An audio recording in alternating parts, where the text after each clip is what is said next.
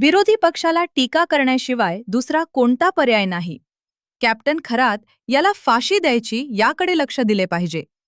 Police तपास करतात, त्यात व्हिडिओ तपासले जातील.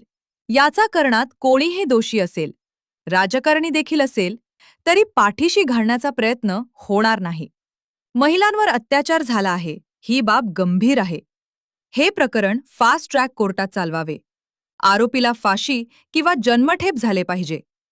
या कॅप्टन खरात याचा राम रहीम झाल्याशिवाय राहणार नाही.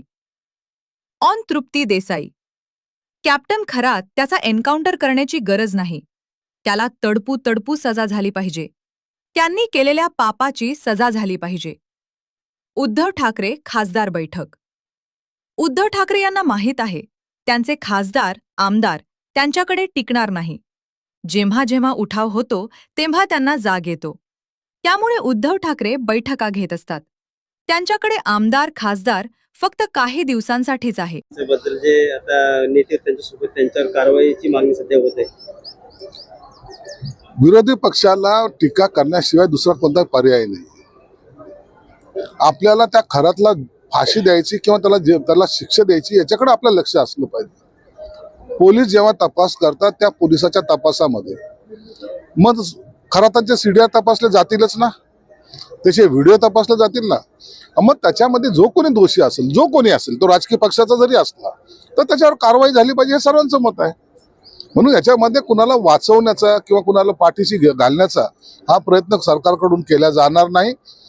सगळ्यात मोठं महिलांवर झालेले जे अत्याचार आहेत, पैसा कमवणं त्याच्यासाठी बंधुगिरी करणं हा वेगळा आहे, पण महिलांवर झालेले जे अत्याचार आहेत त्या संदर्भामध्ये अशा नालायक माणसाला अखेर मरेपर्यंत एक तर त्याला काही फाशी झाली पाहिजे किंवा हा जेलमध्ये मरेपर्यंत राहिला पाहिजे, हे शासनाची सुद्धा भूमिका आहे. म्हणून आता तातडीने हे तपास जेव्हा पूर्ण होईल त्याच्यावर फास्ट ट्रॅक कोर्टमध्ये त्याच्यावर केस चालवावी आणि तातडीने त्याला सजा, मला वाटतं सजा फार मोठी राहील.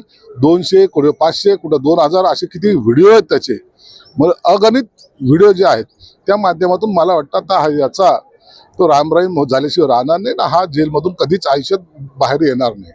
देसाई म्हणतात की त्याचा एन्काउंटर सुद्धा केला जाऊ शकतो. असाचा एन्काउंटर करायचा काही गरज नाहीये.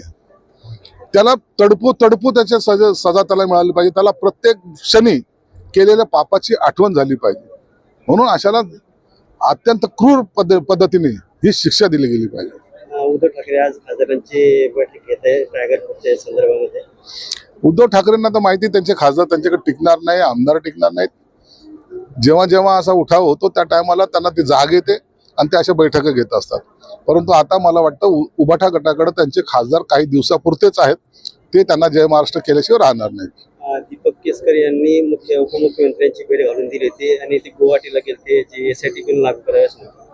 हो, सगळ्या चौकशा करा ना, सगळ्या चौकशा झाल्या पाहिजेत. एक चौकशी काय, सगळ्याच चौकशी झाल्या पाहिजे. याच्याशी जो संबंधित असेल, जो या कारस्थानामध्ये असेल, ज्याने ह्या कांडमध्ये सहभाग असेल, त्या सगळ्यांना शिक्षा झाली पाहिजे, हे आमचं मत आहे.